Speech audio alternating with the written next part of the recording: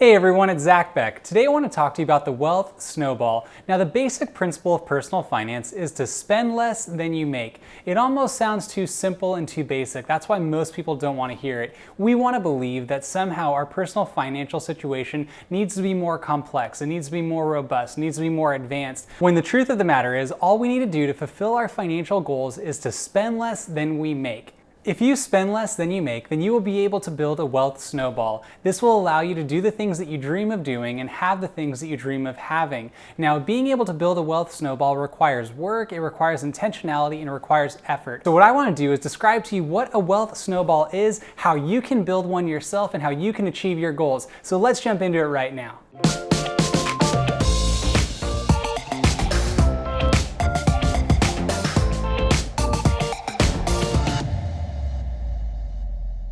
To better understand the wealth snowball, I believe it's important for us to first take a look at the debt snowball, which was popularized by Dave Ramsey. Now, I have made a separate video about how to tackle your debt. I'll put a link in the description. Feel free to check that out at your convenience. Now, what the debt snowball is basically this. What you do is if you have debt, whether that's a student loan, a car loan, a mortgage, a high interest credit card, or something to that extent, what you will do is you will begin placing all of the money you possibly can at your lowest debt possible, and then once you pay that debt off completely, you take the same amount of money that you're putting towards that lowest debt, then you apply it to your next highest debt, and you keep putting the same amount of money every month towards it until that debt is paid off. Then you go one step further, go to your higher debt, and then keep paying it off. Once again, I'm talking about what has the highest balance versus what has the highest interest. If you want to pay off your highest interest debt first and then work your way down, that is actually referred to as the debt avalanche method. But the debt snowball method is very effective because let's say you take $500 a month and you continually put $500 a month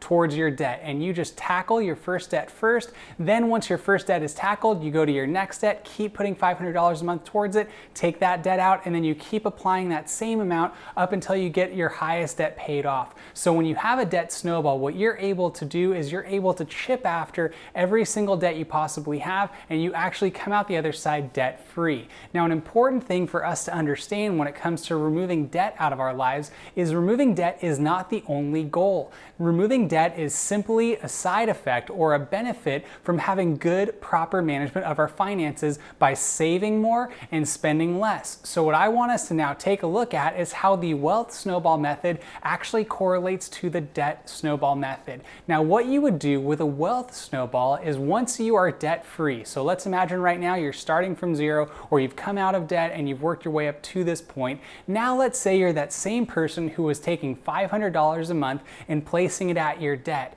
Now instead you pivot and now you have $500 a month extra. Instead of taking that extra money and now spending it and buying things that you don't necessarily need, you take that $500 and then you begin to invest it, or you place it into something like a Roth IRA or a 401k. You begin to actually place your money into your future. So what you look at with a wealth snowball is instead of looking at the ways in which you can actually spend more money, you're actually trying to save more money and pay yourself in the future. And if you begin doing this early on, it's going to compound over time. And that's because if you take your money and invest it into either a Roth IRA, a 401k, which are two separate accounts, or if you simply just go to a brokerage account and purchase index funds, those funds will actually return on average between 7 to 8% on an annual basis. And what you're going to find is that the more and more money you can place into that on a monthly basis, starting at an earlier age, will begin to develop over time. So my strong encouragement as you're beginning to understand what a wealth snowball is,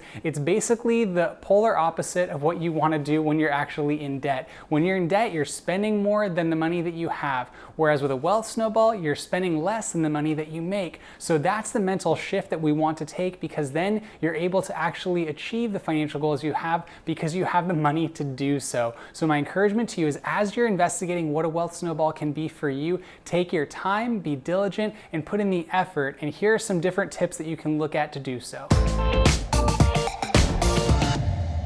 Now that we understand the fundamentals of what a wealth snowball is, what I want to do is provide you with some practical tips for how you could actually implement and begin building this in your life.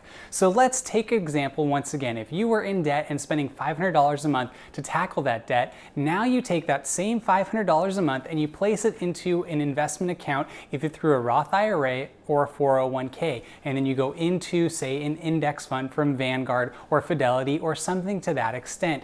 Now what you do is, with this mental shift you've had, you begin to realize that the money that you begin to invest will compound and grow over time. Therefore, if you have more money to invest, it will grow that much more quickly. So let's say an opportunity comes up at work where you could either work overtime or you could seek a promotion. What you would do is then the money that you get from that, you wouldn't then immediately go and spend it. You would take it and add it to that $500 that you were investing on a monthly basis. So let's say you take another $200 a month and put it there. Now you have $700 that's being invested on a monthly basis. Let's say that you have the opportunity to do other things to cut back spending in your life. Let's say you decide to take public transportation to work. You might bike to work, you might take the train, do something to that extent, but then you realize that there's other ways that you can cut spending as well. And what happens is that the money that you save from what you're cutting out of your monthly budget then just immediately gets invested. So now you take the remaining money that you've saved from doing all sorts of things, from maybe not purchasing meals out all the time, not going and shopping and purchasing clothes that aren't necessary,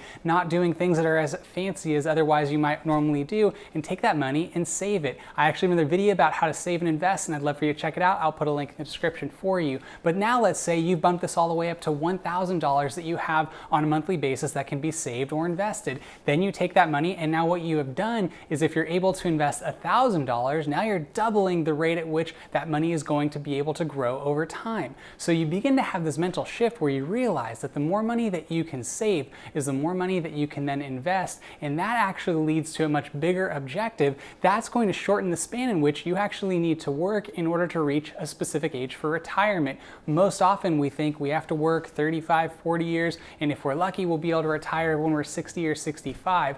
And if you look at it slightly differently, if you are able to invest and save strategically on a monthly basis, that actually should expedite the process for you to actually achieve this goal. So what you want to do is you really want to take your time and think, where can I cut spending? How can I bring in more money? And then actually allocate the money into the proper savings and investment accounts. Now, I'm not going to prescribe any specific accounts that you must do or use. I can just share what I use. So if you're going to invest in what are called index funds, a good company is called Vanguard. They have a good track record, a good history, and index funds are basically just investing in a broad base of stocks, so that way you're diversifying your approach, that way you're not going to be stuck just with one company. So it's a bit of a safer approach to take, and that's one that I personally use. If you like to use what are called ETFs, exchange traded funds, those are very similar to index funds, it's just they're traded a little bit more quickly. A great company that I like to use is called Wealthfront. I will put a link in the description for you to check it out if you want to try that out.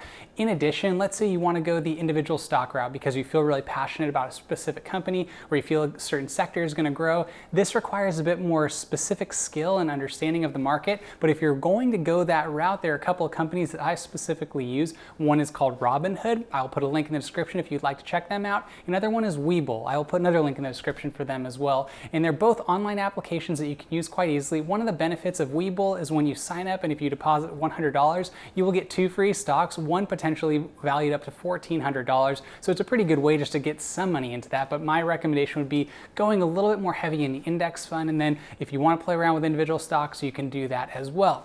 Now, when it comes down to you trying to get this gap between how much money you are spending versus how much money you are earning, you want to broaden that gap as much as possible. Just think creatively in your life. What are certain things that you can cut out that aren't necessary, so that way you can begin allocating this money into your wealth snowball? So I just want to encourage you with a few other steps, and specifically this graph. So if you were to look at this graph, what it shows is the investment value of $5,000 per year, assuming an 8% return. And if you can see, as you go through the process of simply just putting in $5,000 a year over the course of 45 years, you actually end up earning close to $2.2 million during that time, whereas you've only contributed somewhere in the range of about $200,000 per year, or for that same period of time. So if you could imagine the value of compound interest, the value that you're going to gain over time by investing your money and saving it, it's going to actually give you a great return and help you build a substantial wealth snowball. So I just really want to encourage you with that.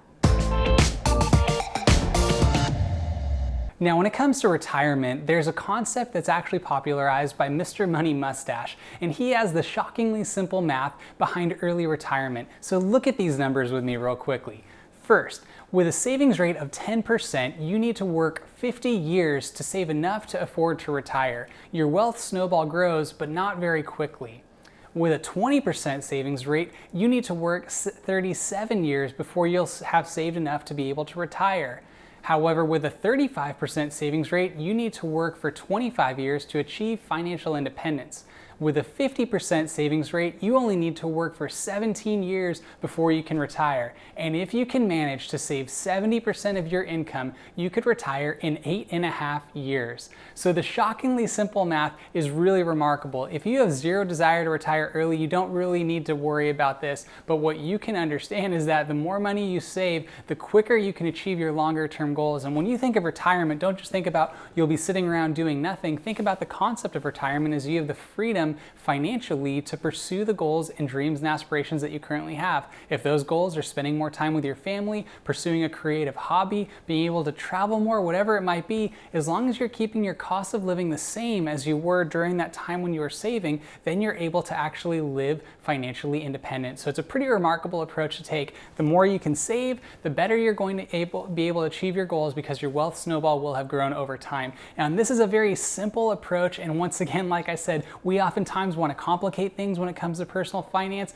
but it's the basic principles that underlie our approach on a daily basis that help shape and form our approach to actually achieve our goals. So my strong encouragement to you is if you want to achieve this, if you actually want to develop a broader approach to having a better financial future for yourself and for your family, do everything that you can to save money, cut back on spending, and broaden that gap between the money that you bring in and the money that you let go out. I personally believe that it's going to be one of the most fulfilling things that you can do in your life because then it allows you to do the things that really matter. And money is only a matter of giving you more time. It's not just to be able to have the resources that way you can have Lambos or you can do whatever you want. You know, I'm not talking about extravagant wealth. I'm talking about freedom and flexibility with your time, which is your most valuable assets. That way you can go and do the things that you've been placed on this earth to do. And hopefully that is to make a positive impact in this world while maintaining balance and moderation in everything that you do so you can fulfill that purpose. So my encouragement to you is you take your time, do everything you can to knock this out,